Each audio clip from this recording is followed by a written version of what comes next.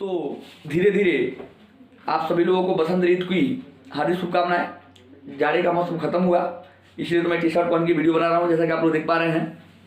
आप देखेंगे कि कहा है, ये आपको आकृति देख रही हो, ये टेंट की आकृति है। कोई टेंट वाला है जो आजकल मॉडल नया निकाल दिया है और टेंट के चारों तरफ कपड़ा लगा रहा है, जिसका वो कह रहा है खर्च। पढ़ा लिखा टेंट वाला है नहीं, तो उसको पता नहीं है और उसको हम लोग को क्या करना है, बताना है। कह रहा है 8.25 बाबू मीटर की ऊंचाई। की ऊंचाई टोटल टेंट की ऊंचाई कितना है, 8.25 है, 8.25 है। अब हमने आपको ऊंचाई यहाँ पे दिखा दिया है। अब ये कह रहा है कि जिसके आधार का व्यास 30 मीटर, आधार का व्यास 30 मीटर, मतलब बाबू हो ये टोटल व्यास मतलब गोल कोई वस्तु। अब इस गोल वस्तु की क्या होगी, कोई त्रिज्या होगी, व्यास होगा, क्लोज करना है। तो यहाँ पर इसका जो पूरा जो व्यास दिया है 30 मीटर, तो जब बाबू व्यास 30 मीटर, व्यास 30 मीटर, तो त्रिज्या कितनी होगी, 15। त्रिज्या कितनी होगी, 15। त्रिज्या कितनी होगी, 15। अब आप देखेंगे यहाँ पे आपको त्रिज्या 15 दी गई। अब ऊपरा वाला बाबू कह रहा है आधार समान है। हमने नहीं कहा, इसने कहा आधार समान है, मतलब जो शंकु वाला है ना, उस शंकु का भी जो आधार है वो क्या है, इसी के बराबर का है, एकदम सेम। जोन आधार बेलन का है, बेलनवा का है, वही आधार शंकुआ का है। तो बेलनवा शंकुआ दोनों के आधार बराबर।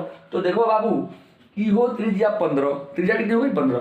ओवरऑल जो हाइट है, ऊंचाई है 8.25 का है। हम क्या करेंगे, इसे 5.5 मतलब पूरी टेंट में से अगर बेलना को घटा दें तो क्या मिलेगा, हमको शंकु मिलेगा।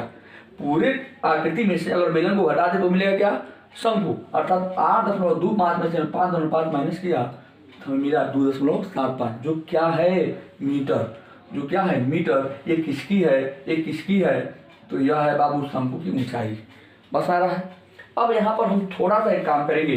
काम हमारा यह है कि आपको पता होगा, हमें काम ये करना है, हमें निकालना है क्या, अब प्रश्न को देखेंगे। प्रश्न कर रहा है कि 45 रुपया प्रति वर्ग मीटर की दर से कैनवास लगाने का क्षेत्रफल, वर्ग मीटर क्षेत्रफल, अर्थात इस पूरे टेंट में कितना उसका क्षेत्रफल है, कितना कपड़ा लग रहा है, उसका पहले क्षेत्रफल लगा ज्ञात करेंगे, तब ना वो कपड़ा का जो है कि पैसा खर्च निकलेगा। तो पहले हम क्षेत्रफल निकालेंगे। क्षेत्रफल कैसे निकालेंगे, ध्यान दें, ये बेसिक चीजें हैं, पहले समझ लीजिए। लगाना इंपॉर्टेंट नहीं है सवाल, आप समझ कैसे रहे हैं, समझ रहे हैं ना। आजकल की दुनिया में चीज़ों को समझने का प्रयास करिए। अगर समझेंगे नहीं, केवल किसी चीज़ के पीछे भाग रहे हैं, जैसे कि केवल सॉल्व करना है, कुछ नहीं, समझिए, बूझिए, जानिए वास्तविकता क्या है, इसके पढ़ने का मतलब क्या है, क्यों पढ़ रहे हैं। सीधा अगर देख रहे हैं ना आकृति, ये आकृति सीधे टेंट वाला, आजकल तंबू बिहार शादी पढ़ रहा है, देखिए ना आप लोग, ठीक है ना, पार्टी शादी हो ही रहा है, तो उसमें रहिए एकदम पूरा, एकदम नजर अपना गड़ा लीजिए आकृति पर।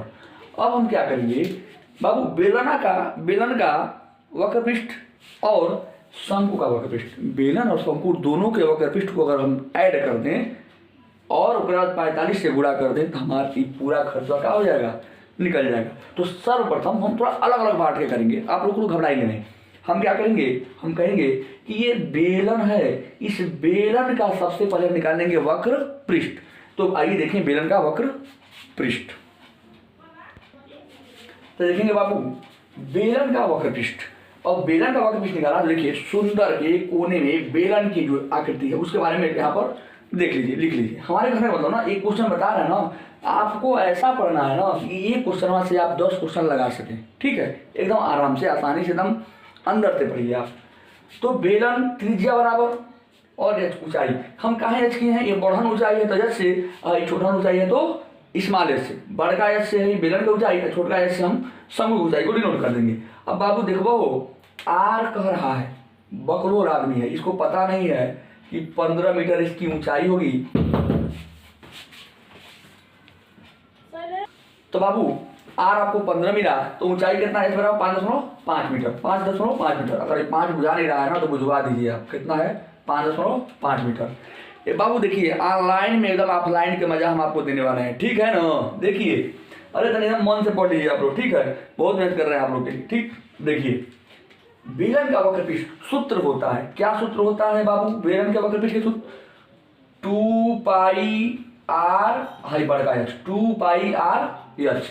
एकदम साधारण, मेंसुरेशन इतना आसान कोई भी चैप्टर नहीं होता है।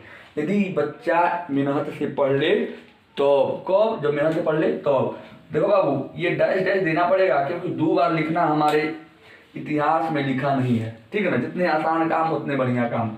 तो देखो बाबू 2 पाई आर एच मतलब 2 गुणे पाई के मान होता है 22/7 गुणे आर माने 15 गुणे एच माने 5.5। कुछ मोबाइल में टेक्निकल प्रॉब्लम हुआ तो हमारी टीम ने इसको सही करने का निर्देश दिया। मोबाइल की जानते हैं आप लोग आजकल खराबी छोटी छोटी आ जाती है। 2 पाई आर एच, 2 पाई आर एच। अब आप इसको गुणा करेंगे आपस में, जब गुणा करेंगे तो आपको मिले। देखिए एक बात और ध्यान दें, 7 से ऊपर कटने वाला कोई भी अंक नहीं है, कोई भी अंक ऐसा नहीं है जो 7 से कटेगा, इसलिए हम लोग इसको आपस में हम लोग गुणा करने का काम करेंगे।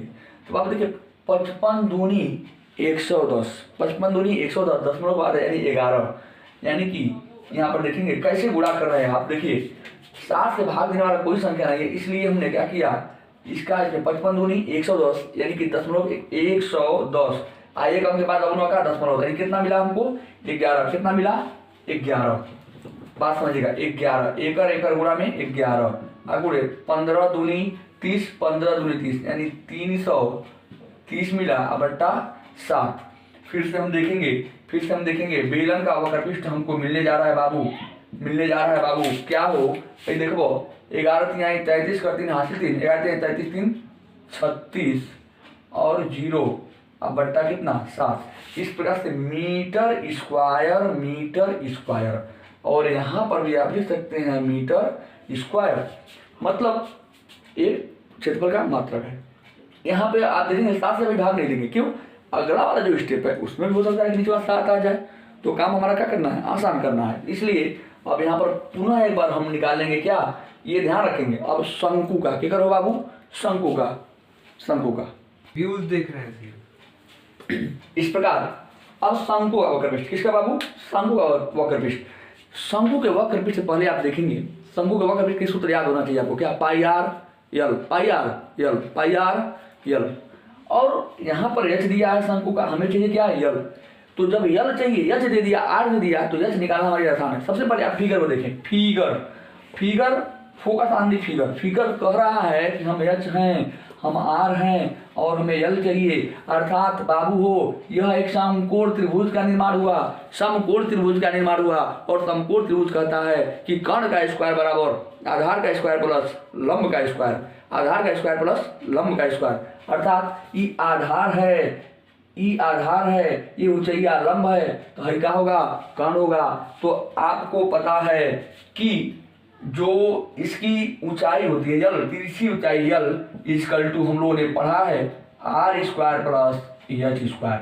मतलब हम जो है इसको इस 2.75 और 15 इन दोनों को पुट यहाँ पर करेंगे, रखेंगे और वहाँ पर मान पाएंगे, ठीक है। तो आइए लिखेंगे इस प्रकार, जो हमारा यल है, यल का मान निकलेगा 15 का स्क्वायर आपको पता होता है 225 और यहीं पे प्लस इसका देखेंगे बहुत ही आसानी से 5 5 25 7 8 56 और दशमलव 2 है तो इसका 4 अंक होगा और 2/2 7 7.56। इस प्रकार यल की वैल्यू मिलेगी आपको, ये सब आपस में जोड़ देंगे तो ये तो अपना 56 25 दशमलव और 7 5 12 कर दूंगा से 1 2 1 3 और 2, ये आपका इतना मिला, ये हमारा आंसर रहा इतना। लेकिन यल की वैल्यू 15.25, ये हमारा यल मिला, ठीक है। आप इसको निकाल कर देख लेंगे जैसे भी हो।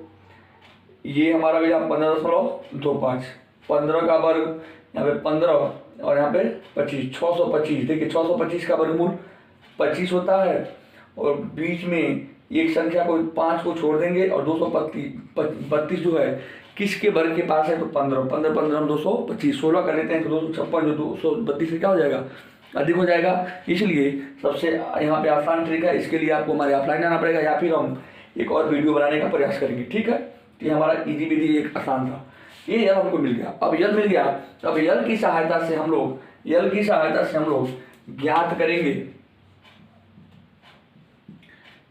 शंकु का वक्रपृष्ठ। तो आइए देखते हैं।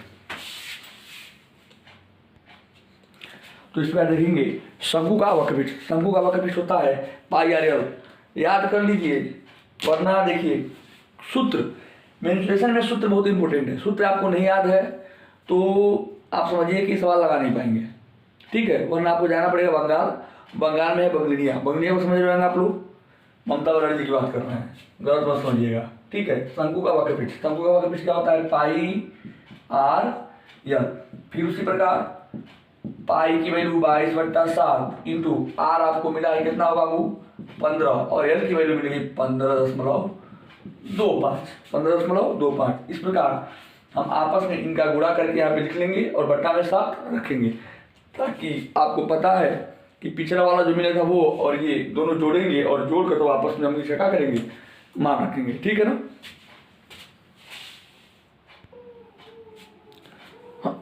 तो इस प्रकार यहाँ पे देखेंगे इन दोनों का आपस में हम गुणा करेंगे।